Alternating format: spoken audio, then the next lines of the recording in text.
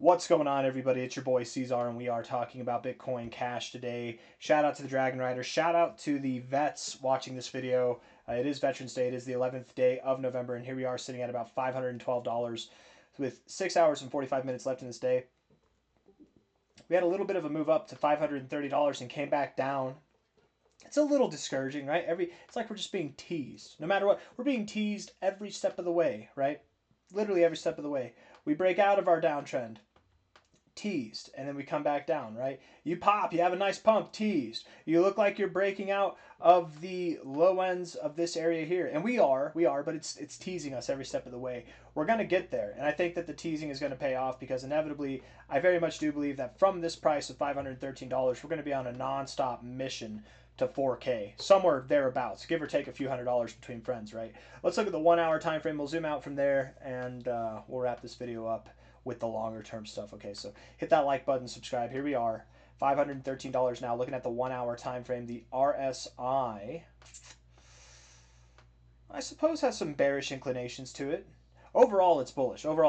Why is it bullish overall? Well, you've got these higher lows dating back here. You've definitely shifted the momentum positive, higher lows and higher highs. You're getting overbought consistently. You're not getting oversold. A little bit of bearish inclinations now because going from overbought to rejecting the overbought zone, living below the 50 a little bit more now.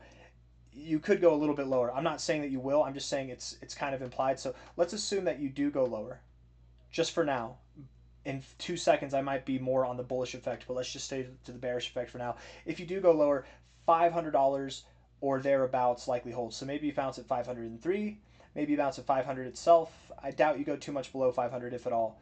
486 to 481, that is your kind of critical zone to hold as support. I doubt we go down here. I doubt we get anywhere near here, but if we do, if we take out this low, we need to hold this zone as support and then return back up here, okay? It's possible to go to $481 and everything is still fine, okay? Tease, and then we move up. But I think that we would probably go down to about $503, $500. We're at $512 now, so a little bit lower. Makes sense to me. Doesn't mean that it has to happen, but it makes sense to me, at least as of now. The stochastics are bearish. The MACD would allow for it as well. I mean, let's go down a little bit lower. Why not? Okay, 4 hour time frame. Let's just see what the 4 hours implying. So the 4 hour RSI continues to reject the overbought zone. That's not necessarily a positive thing, but there is some positive things coming on, with the RSI here. We do have higher lows and higher highs. We're living above the 50. That's nice.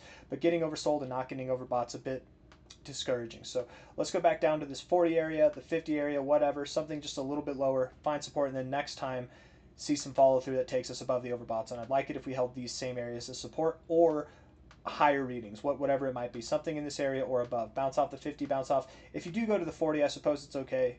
But I'd like it if we had higher readings than this on the RSI once we bounce, something like that. Anyways, the RSI allows us to go a little bit lower and still be fine. Stochastics are at an area to bounce, but again, we could go a little bit lower, right? Maybe right down to here and still be fine. The MACD has crossed above the 0. We can come back down. We can even get a red cross and still be fine and then still move up higher. So all of these indicators saying the same thing. I think we're set up for higher movements. It's just we might see a little bit of a pullback here, just a very small pullback. We're at 511. I'm talking about a pullback that'll be like less than $10 from here. Maybe at the most like $10, $11 from here. Daily time frame, zooming out a little bit more. The RSI is providing higher lows. I think I just heard something. Hold on, guys.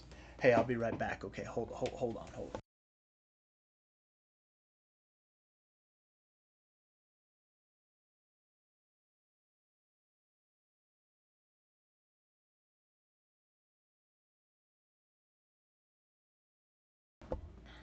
I thought I heard my daughter getting into some candy. I thought I heard some wrappers unwrapping, but really it was just some Santa Claus toys that we have.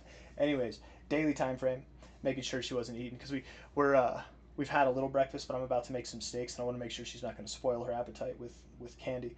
The daily RSI is neutral, very, very neutral in all regards, and that makes sense because the price is, even though we're down here, more or less neutral since July. So just very neutral there, not going to help us out. Stochastics are suggestive that we do move higher, and the MACD crossing green today would also be a very valid suggestion that we move higher. We can have false crosses where we do move lower, but typically those false crosses happen when we're like trending down, or like this when we're trending sideways or doing things that don't really make sense.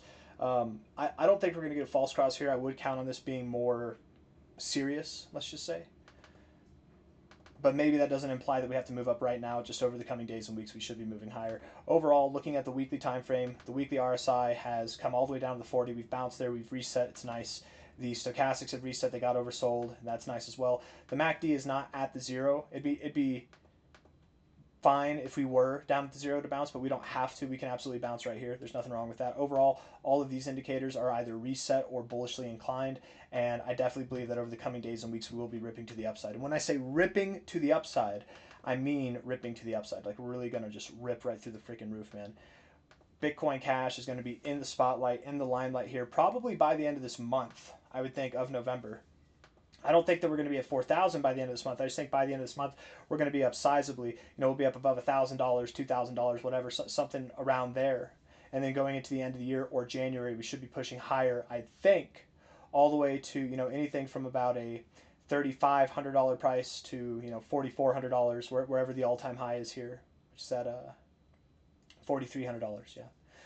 We could go even just a little bit above there, but I think by the end of either December or January, we'll be up at this above $4,000 level.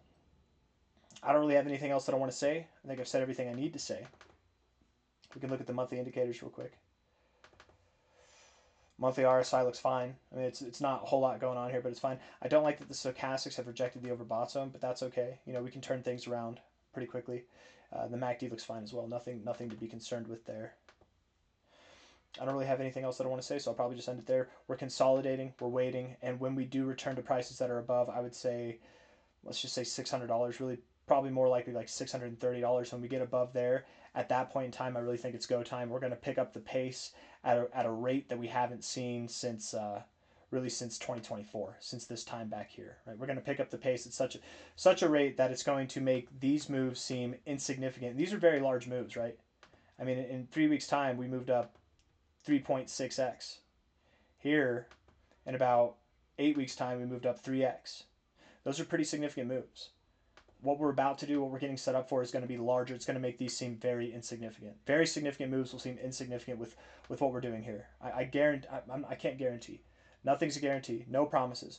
But I'm very much heavily anticipating that what we're about to see is going to be the largest, if not one of the largest moves in Bitcoin Cash's history, right? Going up to this level, we'll consolidate, but we will continue pushing higher afterwards, absolutely. New all-time highs are coming, and they'll probably be here in 2026. At any rate, I've got nothing else to say. Hit the like button, subscribe, take care of yourselves, all right? I'll see you on the next one. Bye-bye.